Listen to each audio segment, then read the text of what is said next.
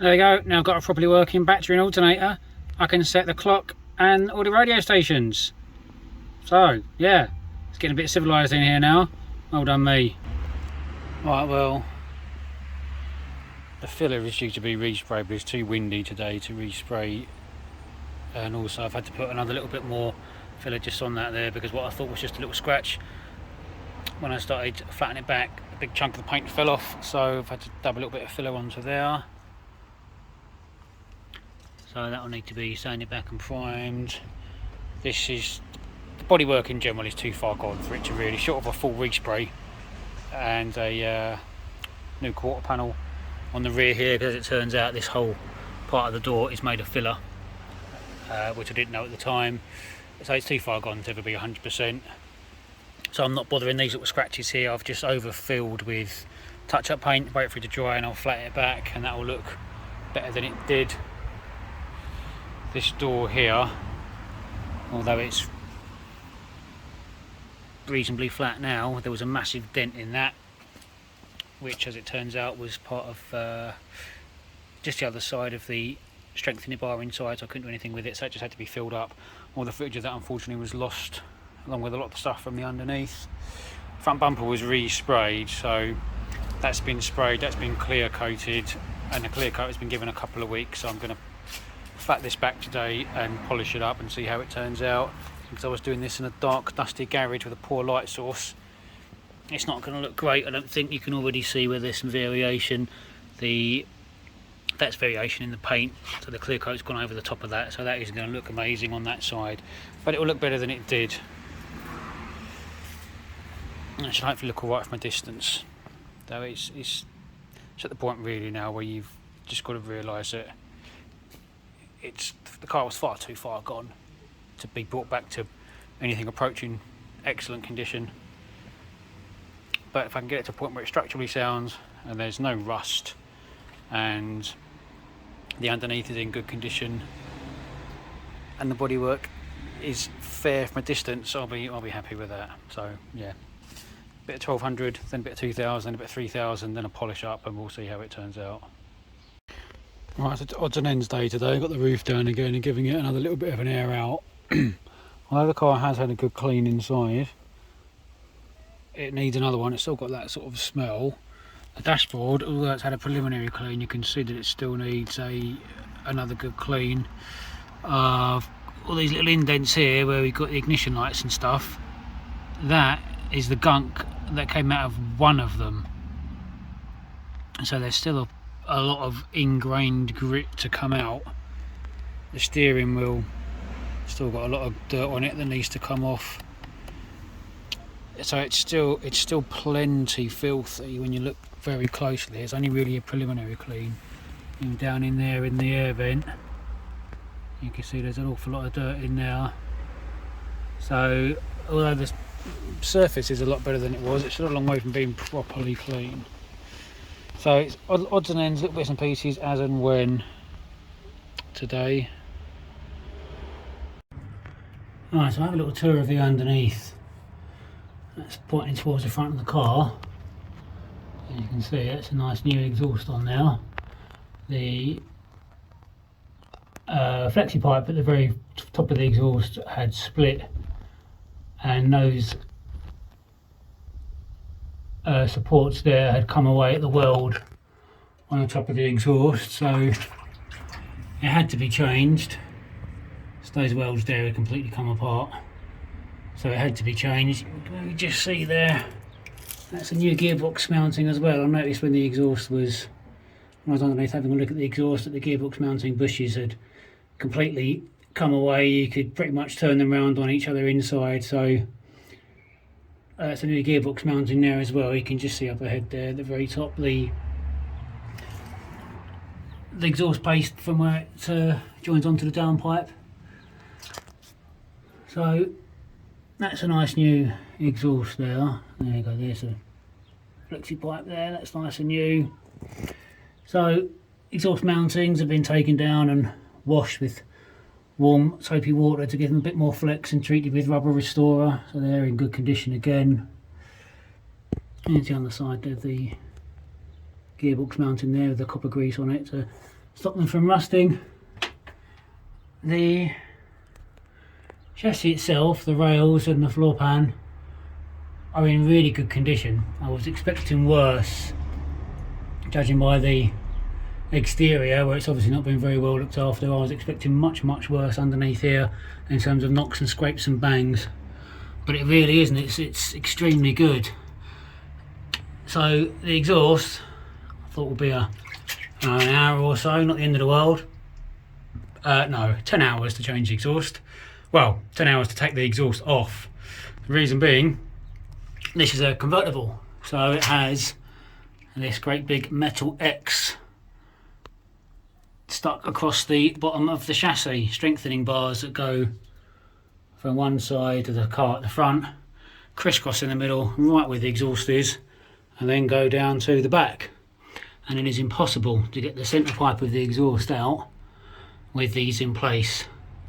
So these had to come off, which again you might not think was the end of the world, but they are under tension. I'm not sure if they're supposed to be or under how much tension they are supposed to be, but they are. So what that means is getting them off is very hard work because they'd obviously never been off before. The exhaust looks like it was put on at the factory and then these bars were put on, which would explain why these exhausts won't come off whilst they're in place. So they had to be unwound by about half a turn and then wound back in a quarter of a turn with some Teflon spray, and that had to happen across all of the bolts all the way out, and it took forever. Once they were out, as you can see, they were de-rusted in some vinegar. The mounting points were brushed back with a file and a rasp and treated with cure rust if necessary, and then painted over the top with some hammerite spray. There were one or two tiny little bits on the chassis where there was the very first signs of very light surface rust, so that was knocked on the head straight away. The bracing bars themselves, where they were actually in good condition, again along with the rest of the chassis, they really weren't bad at all, but there were the odd stone chip here and there where very light surface rust had set in. So play it safe, the bars were filed back wherever there was any rust, cure rust was applied, and then the bars again were painted with hammerite. The heads of the bolts were treated with some copper spray, so should they ever have to come off again, hopefully it won't be such hard work. Again, at the top there where there was some signs of very light rust, it was treated. On the seals here, none of this was bad, not at all. The worst bit was this bit up here, and even this wasn't anywhere near being a MOT fail or even an advisory. It was very light surface rust, but it's in a really awkward place up there. So I thought, well, we'll knock it on the head while we're under here. And again, along with everything else where I've treated rust, it was filed back so as much rust was removed as possible, and then cure rust was painted over the top, and then hammerite was put over the top of that. And there's the driver's side rear here. So yeah, it's got a nice shiny centre pipe now, nice fresh bracket, or clamp I should say. The other issue that I found while I was under here is the plastic cowling that protects the rear suspension. A, it was filthy, and B, it had trapped water and it had caused a little bit of surface rust on the back of the torsion bar here, on the back of the rear beam. So to play it safe, again, all of this plastic was taken off. You can see it's clean. It's a bit dusty because I've been doing a bit of sanding on the outside, sanding down some filler which has got underneath miraculously. So the rear beam has been, again, anywhere where there's been surface rust, which there was just underneath here where the water had caught with this cowling, it was filed back, cure rusted and hammerited. Again, the mounting brackets for the exhaust, the rubber brackets, were taken down, washed in hot soapy water, treated with rubber restorer and put back on, and there's some spray grease there on the nut, so should they ever need to come off again, it'll be easy. This is the back box that was on the car. I don't think it's the original because it was in much better condition than the centre pipe. So it's been replaced obviously at some point. There was some rust forming here which was brushed back as best as I could, and this will live for a little while yet, I suspect. This back box, the rear shocks, rear springs I should say, were cleaned. They're not in bad condition really. Again, anything rust related, or any rust that was seen, brushed back with a wire brush and a rasp. And up here is easy to see because the exhaust isn't in the way. So yeah, anywhere where there was rust, brush back with a rasp or wire brush or whatever I needed, and then cure rusted, hammer righted. So this rear beam, trailing arms will be good to go for a while yet, and the plastic is nice and clean as well. Not that it needs to be, but while I was under here, yeah, if you're going to do a job, do it properly. So that's the underneath now. That's the current state of the underneath. New centre pipe, nice clean strengthening bars, any rust dealt with, and really got no complaints about the underneath here. It's an extremely good condition for the age of the car. And that is just spray grease.